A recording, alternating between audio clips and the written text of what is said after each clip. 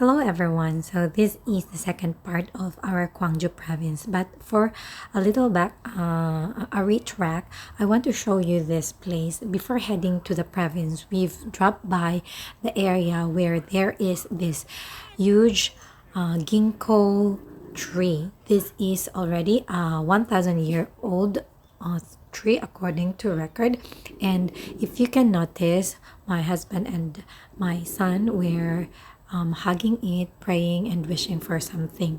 It is actually a tree that was stricken by a thunder long time ago, and according to legends, this tree gives the wishes of the people to come true, since the thunder that strike on this tree, of course the voltage was very high, therefore they believe that this place has a very high positive energy that can change someone's wishes or destiny. If you can notice, this tree is bald already. That is already a cement, and from the outside you can see that the tree was inside a residence, and this residence was also built during the Joseon era, or the kingdom period, where a philosopher and government official lived in this place. This was his office and his house. This man was a very righteous man and much well respected, and therefore many of the officials of the country, politicians, businessmen alike, anyone who wished or who were dreaming of something, they usually come in this place to make a reservation to sleep in that two rooms inside. So back to the part two of my history last time. So this is the May 18th archive building where the history of Gwangju was recorded, and this was the like the torch of all the revolt or uprising in Korea. They are the model for their bravery, righteous fought for their freedom. I told you last time it was very sad. I feel so heavy coming to this place, and yeah, after this one I will be showing to you, so that for you to understand the importance of this video and this archive. I will be taking you to the next place where it will show you how much the people commemorate and pay respect to all of the victims of this place. So now you are looking at the cemetery.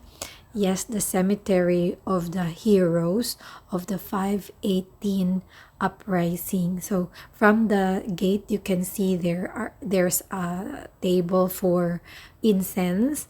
You can put there's always a 24-hour coal in it and some incense to put inside, so you can do it and pray for their departed loved ones. This place really makes me cry. Looking at it, it looks so grand and yeah, beautiful, but actually this is very heart heartbreaking place. All of the names here are the numbers. These are the numbers and names of the people who died. So there are so many of them. This cemetery is actually current and old. The victims during that time were buried here, and anyone who were part of that uprising were, or in some part they were affected by that, even though they survived later on. Yeah, anyhow, they were part of it.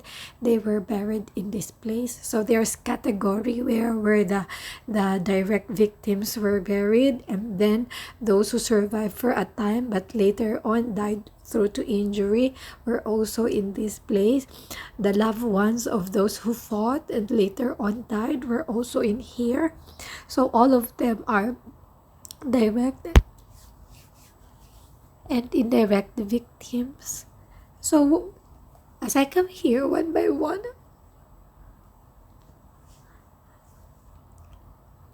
I was looking at it and reading and watching how people pay respect to their departed ones.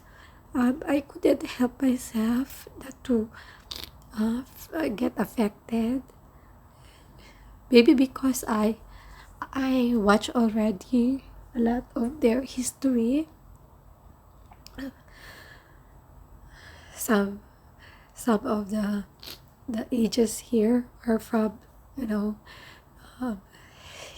6 or 5 years old, 3 years old, um, to some old age. So yeah, let me just take you, and I wanna see one by one the names and the faces.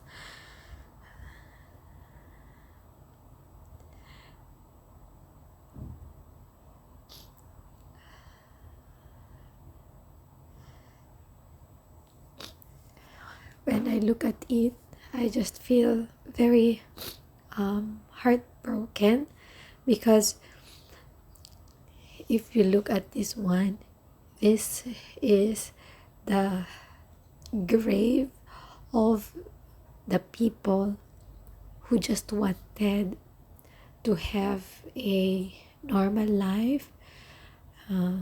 They wanted to fight for their freedom, and their lives were taken. This number of death is too much to think of, because this only happened for less than a week, and all of these are the bodies in this place. So somehow, yeah, the final was from from the history. It started May 17, something like that, in 1980, and it ended in May 21, something like that. So it was a very short but terrible, cruel history of Korea. So I really can feel whenever Koreans are fighting for their freedom. They are very strong. They really fought solidly. No money involved for them to walk on the street just to make them free, as in free. Sometimes their freedom is, I think, too much already, but that is also good, because of that, the government and the officials cannot simply do the things that they wanted to do. So Korea is always sorry for their people, because during that time they were hidden. So they really didn't know what was happening in Gwangju City, because there was no news. The news that always come out from there is that everything was good. So nobody thought that they were already brutally been suffering from the hands of the government and the president during that period.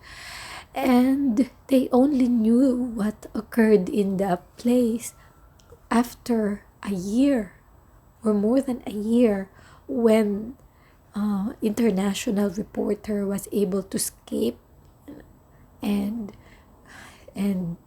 release the news outside the world through the he was able to get records of videos and pictures of what was happening inside. So yeah, this trip is not easy for me, but I am thankful traveling and learning Korea's history, because I have very much difficulty understanding the people. But when I look at it, these are the points where I give my respect to these heroes. They're Koreans. They are far, far different from what I knew now. Oh, anyhow, it's my personal feeling about that. It is already the result of, too much right. They have a lot of, authority. The voice of the people is very much powerful, so powerful to think. And there I took a video. This was a mother attending, I don't know whether it's husband or son, so I was hiding, but it was an example. She was crying there, and it couldn't make me not to cry as well. So these are the monuments before you enter the cemetery, and like this is how they do it. So I want to show you those people who visit in this place.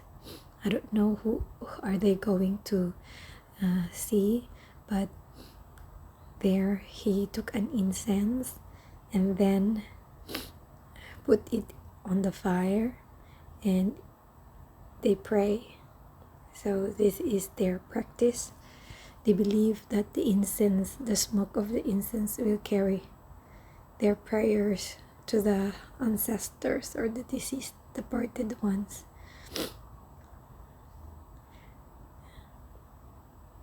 And I respect these people and how they pay respect to their relatives in the cemetery.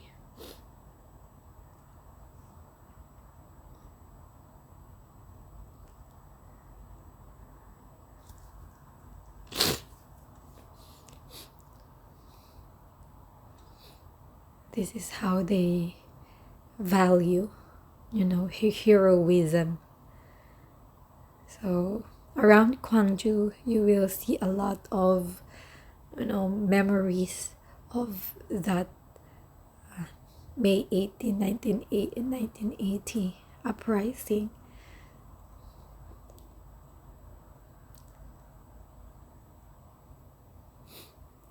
So I hope that you learned something from this video. This is a trip about history, so that you can have idea of the places that you can see in Korea if ever you wanna visit or you want to learn about it. It's really good to learn history of each country. I wish in other country I will be staying and visiting, I can continue to do the same thing. So thank you everyone. Thanks for watching, and see you again next time. Bye.